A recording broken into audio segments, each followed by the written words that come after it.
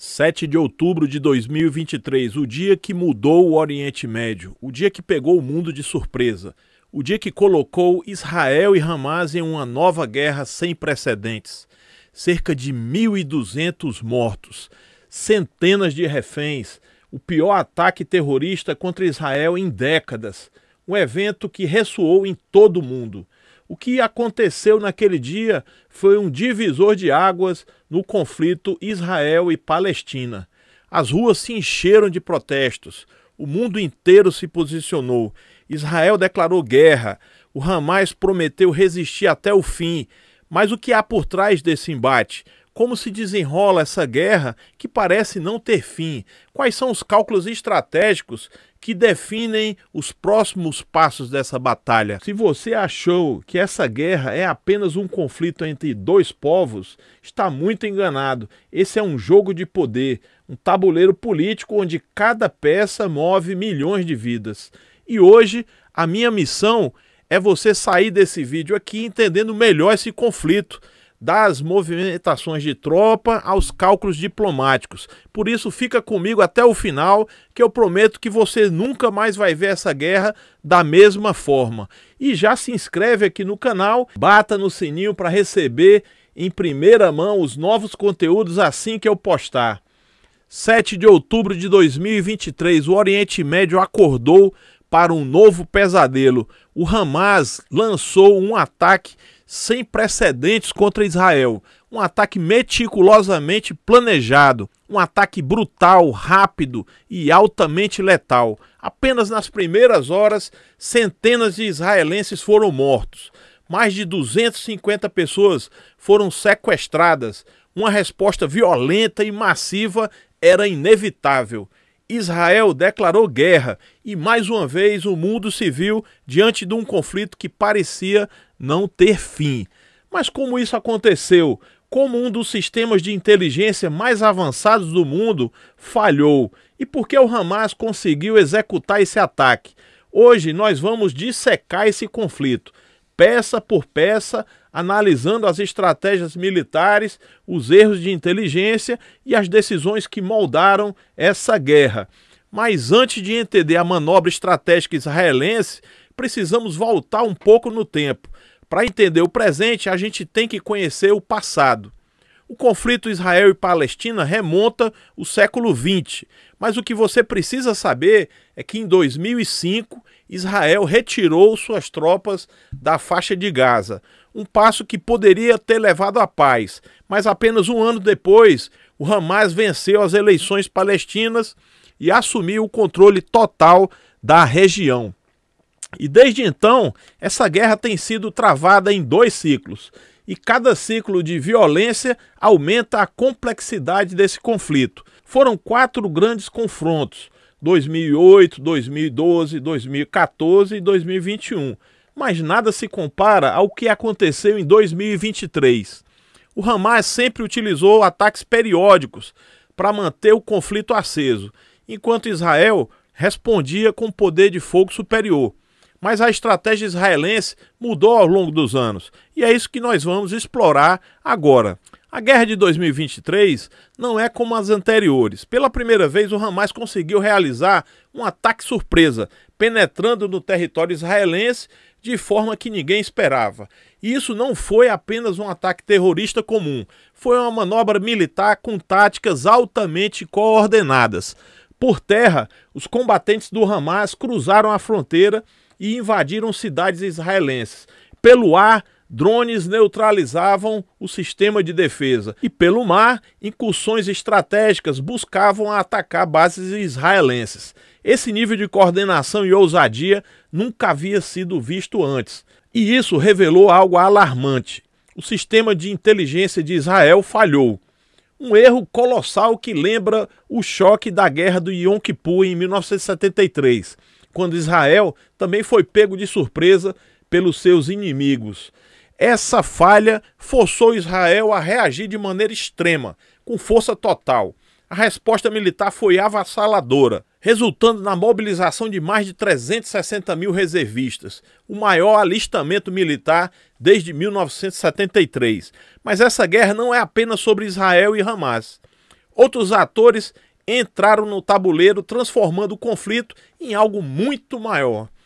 O Irã, o Hezbollah, a Jihad Islâmica Palestina, os Houthis do Iêmen e grandes potências como Estados Unidos e Reino Unido se envolveram diretamente. Agora, o Oriente Médio é um caldeirão fervente de disputas estratégicas. Mas como que Israel está lidando com isso? Como a manobra estratégica militar está sendo desenhada para enfrentar tantas ameaças ao mesmo tempo? É isso que nós vamos explorar a partir de agora. E se você está gostando dessa análise até agora, já deixa seu like, se inscreva no canal e bate no sininho. E agora nós vamos entender como é que funciona a manobra estratégica militar de Israel e por que esse conceito é essencial para qualquer conflito armado. A guerra não é apenas força bruta, não basta ter armas, soldados e tecnologia. O que realmente define a vitória é a estratégia. E é aqui que entra um conceito essencial, a manobra estratégica militar. Mas o que é que isso significa na prática? Vamos entender. A manobra estratégica militar é a arte de distribuir e utilizar os recursos militares de um país de forma inteligente, maximizando aí o impacto no campo de batalha. Ela envolve uma combinação complexa de movimentos de tropas, ataques coordenados, defesa de território e, acima de tudo, a antecipação dos passos do inimigo. Ou seja, não se trata apenas de reagir aos eventos, mas de moldar o próprio curso do conflito. E vamos dissecar esse conceito em 3 importantes pilares fundamentais: espaço, tempo e força. Primeiro, o espaço. Em qualquer guerra, saber onde lutar é tão importante quanto saber como lutar. Israel precisa dividir suas forças em várias frentes: em Gaza, Cisjordânia, Líbano e até ameaças externas como o Irã. Depois vem o tempo. Quando atacar, quando recuar, quanto tempo um ataque pode durar sem esgotar os recursos. Então, estratégia é um jogo de paciência e de precisão. Por fim, a força. Isso não significa apenas ter poder de combate, mas saber como distribuí-lo de maneira eficiente e eficaz. Combinando então esses 3 elementos, Israel pode escolher entre estratégias diferentes para cada ameaça. E agora, pessoal, vamos entender quais são essas estratégias. Nenhuma guerra é vencida apenas com um tipo de estratégia. Israel precisa alternar entre diferentes posturas militares para lidar com seus múltiplos inimigos. Vamos ver então as principais estratégias que estão sendo usadas no conflito atual, começando aí pela estratégia da dissuasão. Antes mesmo de dar um tiro, Israel já mostra poder de combate para evitar que seus inimigos ataquem, e isso aí é que a gente chama de dissuasão. O princípio é simples: se o inimigo acreditar que você vai destruí-lo caso ataque, ele vai pensar 2 vezes antes de agir. Mas aí o ataque de 7 de outubro de 23 provou que a dissuasão israelita falhou. O Hamas não teve receio de provocar uma resposta israelense. E com isso Israel teve que mudar de estratégia, passando então para a estratégia da ofensiva. A ofensiva é atacar rapidamente antes que o inimigo tenha tempo de reagir. Foi isso que Israel fez em resposta ao ataque do Hamas. Mobilizou mais de 360 mil reservistas e lançou uma das maiores campanhas militares da sua história. Mas a ofensiva não pode durar para sempre. Uma guerra prolongada significa mais desgaste, mais perdas e mais pressão internacional. E é por isso que Israel também usa outras estratégias, como a interdição. Se você não pode destruir o inimigo de uma vez só, ao menos pode enfraquecê-lo constantemente. Isso é interdição. Israel faz isso com bombardeios aéreos frequentes, ataques pontuais contra líderes do Hamas e bloqueios militares para impedir que as armas cheguem até os insurgentes. Mas há aí um problema: a interdição sozinha ela não resolve o conflito. O Hamas sempre encontra formas de se reorganizar. E é aí que entra outra estratégia: a pacificação. Tomar um território pode ser até fácil, difícil é mantê-lo sob controle. E é para isso que serve a estratégia da pacificação.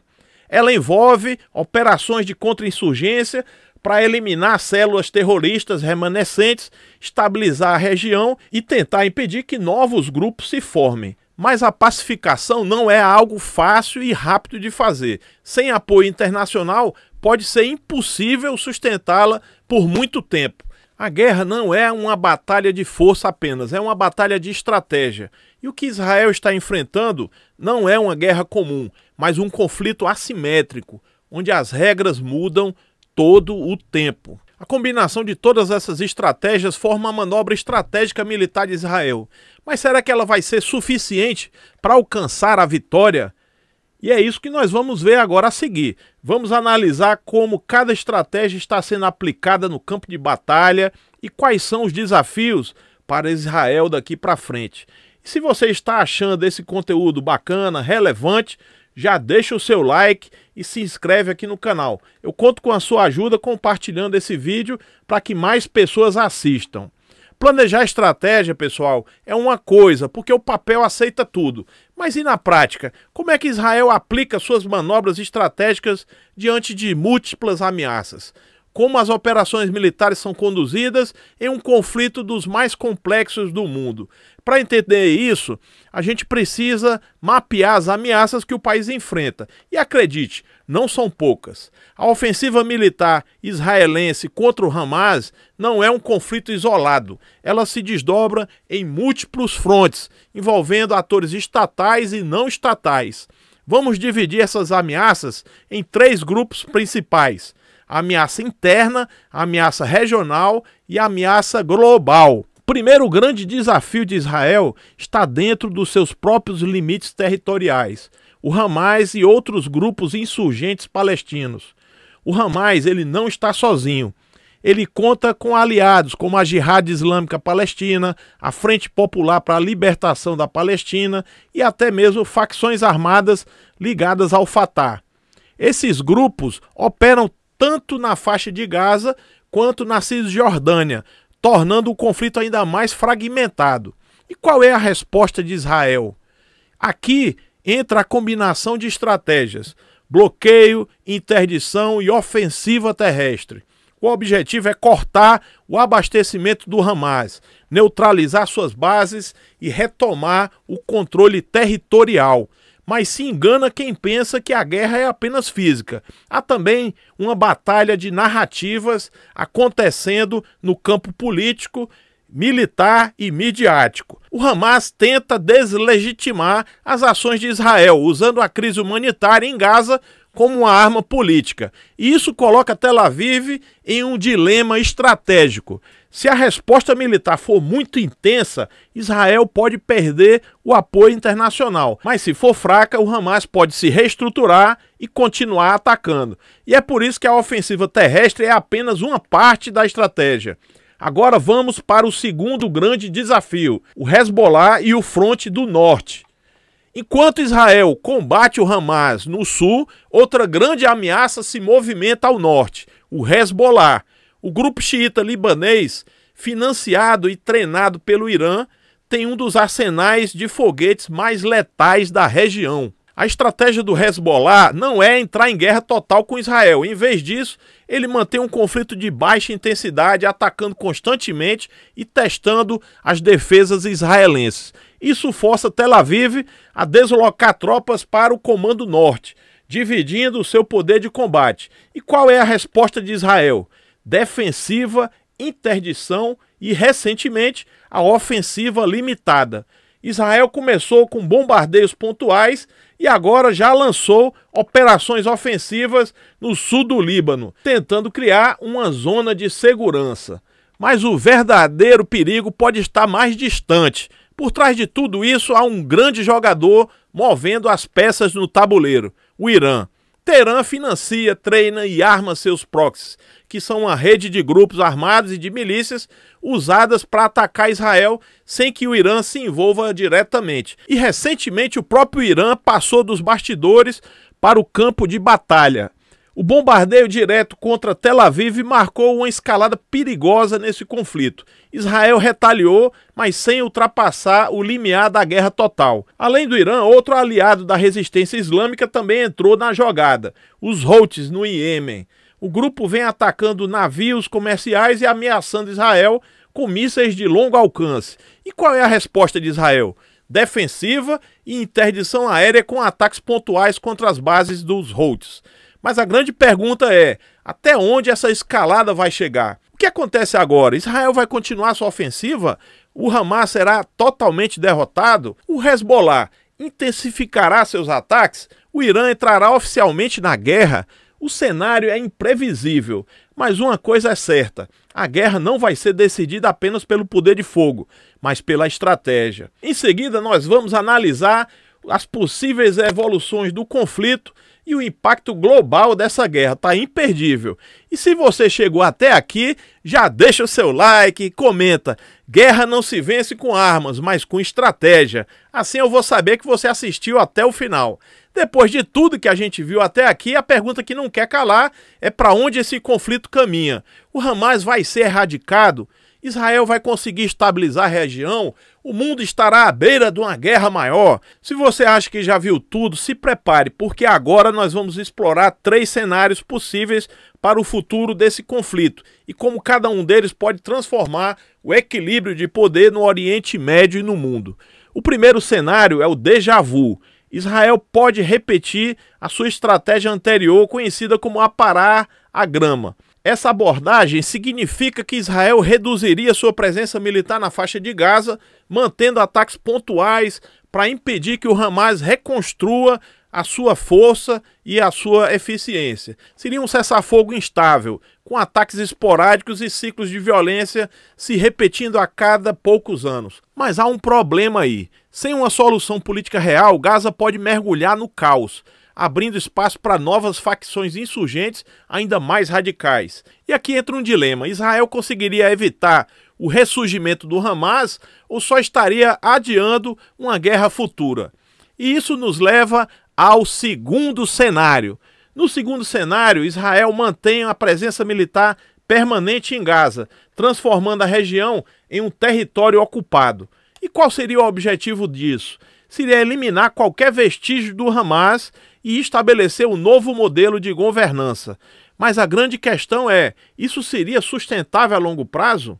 O histórico de Israel mostra que as ocupações prolongadas são extremamente custosas, tanto em vidas quanto em recursos. E pior, pode gerar ainda mais revolta entre os palestinos. E se o Hamas for derrotado, quem governará Gaza? A autoridade palestina, um governo pró-Israel ou um novo grupo emergente? Esse cenário, pessoal, pode levar a décadas de instabilidade, com Tel Aviv presa em um conflito de baixa intensidade, mas sem uma solução definitiva. Isso aí é que é o grande problema.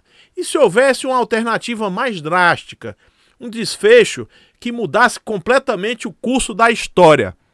Vamos ver agora então o terceiro cenário, que seria uma reviravolta radical, a criação oficial do Estado da Palestina. Essa possibilidade sempre esteve na mesa, mas nunca se concretizou devido à resistência de ambos os lados e à falta aí de um consenso internacional. Com as pressões da ONU, dos Estados Unidos e de outros países árabes, poderia haver aí um acordo para restabelecer o Estado palestino, com a governança própria, garantindo segurança para Israel e estabilidade para Gaza. Mas há um grande problema. Para que isso aconteça, o Hamas precisaria renunciar à sua luta armada e aceitar coexistir pacificamente com Israel. E sejamos realistas, isso está bem longe de ser uma possibilidade concreta no curto prazo. Sem garantias de segurança para Israel, a criação do Estado palestino pode ser visto como um risco e não como uma solução.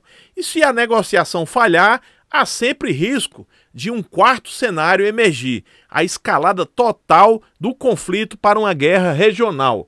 Se o Irã, Hezbollah e outros grupos intensificarem seus ataques, a guerra pode ultrapassar as fronteiras de Israel.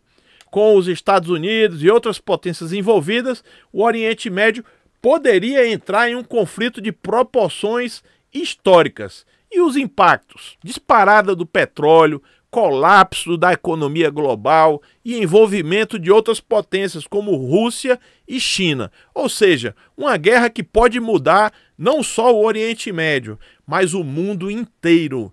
Depois disso, fica a pergunta: Qual desses cenários é o mais provável? A verdade é que cada um deles tem prós e contras, e o desfecho final vai depender das decisões tomadas nos próximos meses. Mas uma coisa é certa: esse conflito não será resolvido apenas com poder militar. A verdadeira batalha vai ser diplomática, política e estratégica. E se há uma lição a ser aprendida com a história, é que a gente vai vencer a guerra, mas não significa conquistar a paz. E você? Qual é o cenário que você acha mais provável? Comenta aqui embaixo e compartilha esse vídeo para a gente continuar esse bom debate. Se você quiser conhecer sobre outro conflito atual que pode levar à Terceira Guerra Mundial, assista a esse vídeo aqui. Até a próxima!